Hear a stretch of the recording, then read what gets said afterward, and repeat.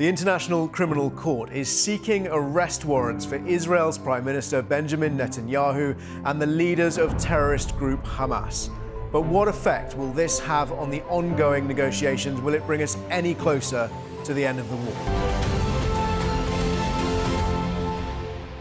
This is World at War. I'm the Sun's defence editor, Jerome Starkey, and joining me today is Admiral Lord West, former First Sea Lord and Security and Cyber Minister. Lord West, thank you very much for joining us.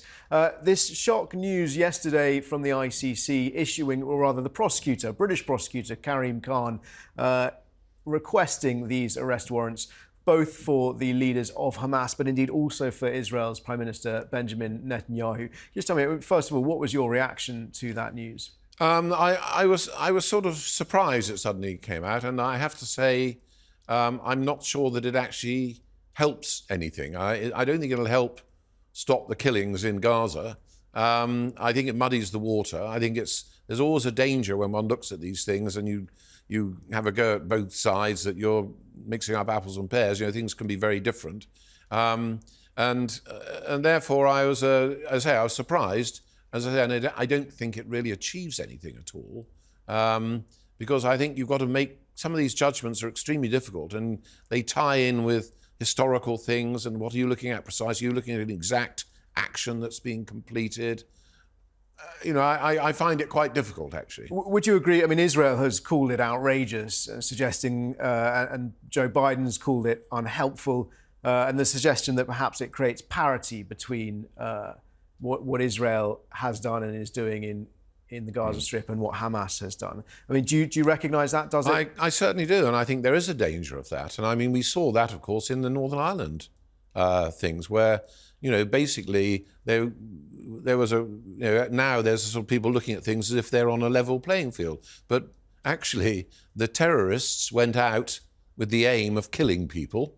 Whether they were innocent or not innocent, whatever, but with the aim of killing people every day, whereas the British soldiers went out every day with the aim of protecting all people in Northern Ireland. That was a huge difference. To put them on the same playing field is completely wrong, and we've still seen that. So there is a real danger, I think, in doing that, because there's no doubt the terrorists and terrorism, as was found in Northern Ireland, the reason the Northern Ireland Good Friday came along wasn't because the terrorists won. The terrorists were losing every single day.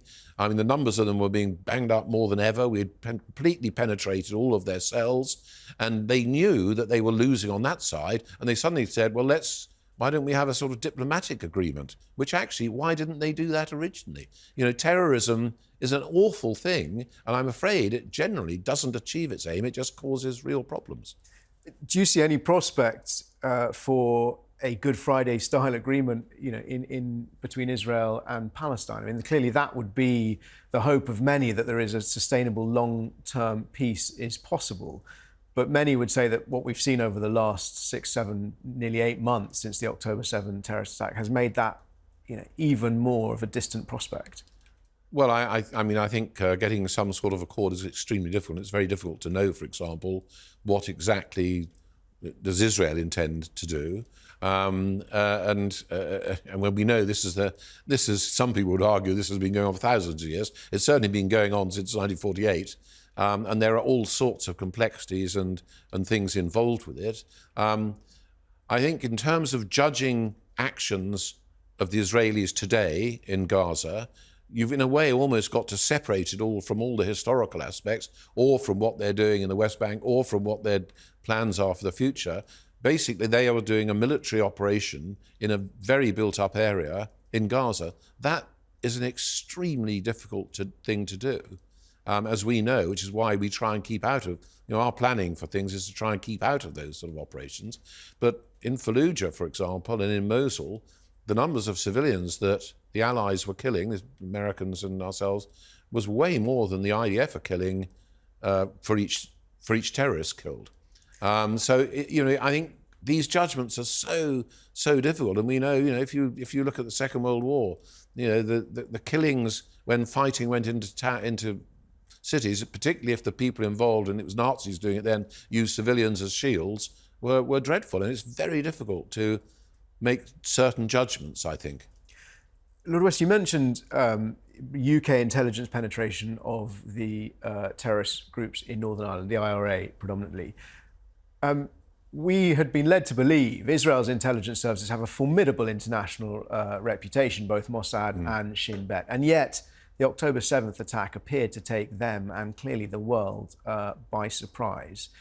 Have you got any sense of how those apparent intelligence failures might have come about, and whether or not Israel has any hope of sort of regaining that penetration, that intelligence penetration, which might lead to some sort of peace settlement ultimately? Well, first of all, I should say I have no inside knowledge on this, even though I sit on the ISC and was Chief of Defence Intelligence. So I have no inside knowledge.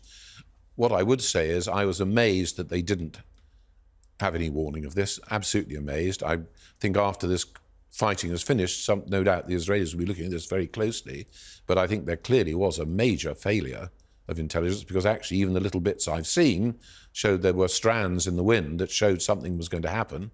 And I'm also amazed that the Americans, who are very, very close on issues to do with the Middle East, with the Israeli intelligence service, that the Americans didn't. I mean, the Americans have got a hugely capable intelligence service. We weren't focusing on it to the same degree, and our intelligence people weren't. So I think there's been a failure of Israeli and American intelligence on this issue, and they will want to do a very big look at how the hell did we let this happen, because it's led to where we are now, which is one hell of a mess, let's face it. And my final question is, do you have any sense of what might happen on day one after the war? Do you see any planning for the future of Gaza? I am extremely worried that I don't think we've seen any real thought going into this. And of course, you then open up the whole business as well of, what's happening on the West Bank, Israeli, actions there, the whole issue of two-state solution. I mean, these are huge issues, and I think, people have different views about, how they should be tackled. But a large number of people, I share it a bit, I think the Israelis need to show a bit of flexibility in that. But I have huge sympathy for them after that barbaric, appalling attack by Hamas on October the 7th, which was just utterly dreadful. And the fact that I'm afraid the Hamas top hamper leadership just want to kill Jews and wipe out Israel. That is a pretty appalling thing. And so, although there are these other issues, it's a very, very difficult. I couldn't find an answer to it. And if one could, my goodness me, one would be straight to the top, wouldn't you? And I don't think a lot of other people have, but we've got to try and do that. I do want to ask just one more question, actually, which is about the Royal Navy's involvement. We know that there's an RFA vessel in the Eastern Mediterranean supporting the US-built pier, trying to get humanitarian aid into Gaza. Do you see those? Is that pier? Do you think that pier is going to be an effective route of getting aid into Gaza, or would you like to see more being done on the land crossings as well? I mean, I think it's quite a good way of doing things if you can't get the land crossings open. I think it's better than dropping it from aircraft.